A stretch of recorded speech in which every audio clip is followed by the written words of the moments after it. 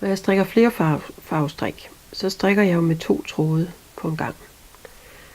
Og når jeg strikker frem og tilbage som her, så starter jeg og slutter jeg med at strikke med begge tråde. Så første maske bliver strikket med begge tråde. Når jeg så skal til at strikke, så siger jeg, at jeg har en bundfarve her, og det er den grå. Den kommer til at ligge yderst, og min mønsterfarve, som her er den brune, kommer til at ligge inderst. Mønsterfarven ligger jeg kun over pegefingeren, og bundfarven ligger jeg både over pegefingeren og langefingeren.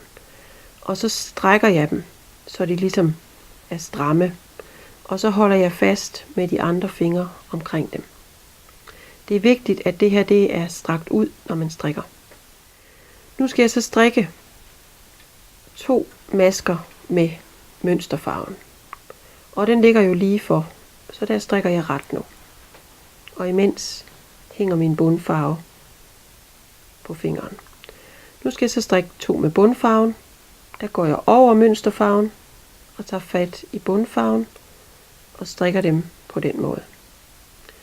Så bliver tråden bagpå, fordi jeg holder fingrene stramt, så får den længde den skal have, at den ikke bliver for stram eller for løs bagpå. Jeg fortsætter nu med 2 med mønsterfarven. Går over og tager bundfarven og strikker 2. Fortsætter med mønsterfarven. 2 med bundfarven. Og 2 med mønsterfarven. Og bundfarven.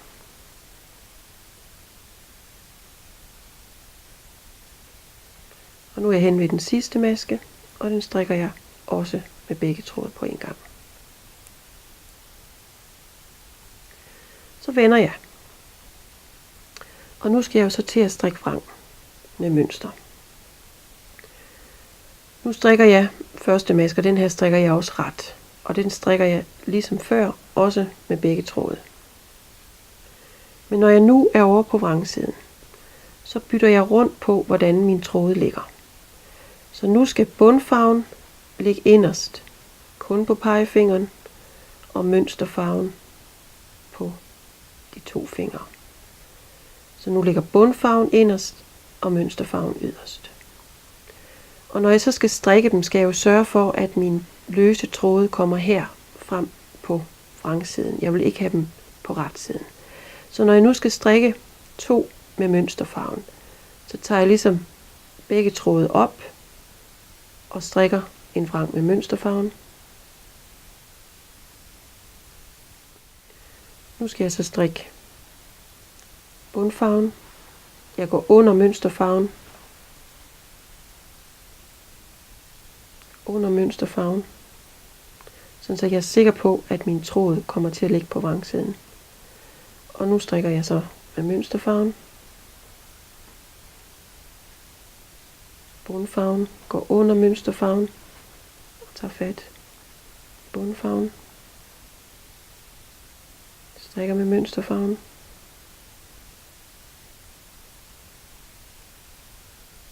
Under.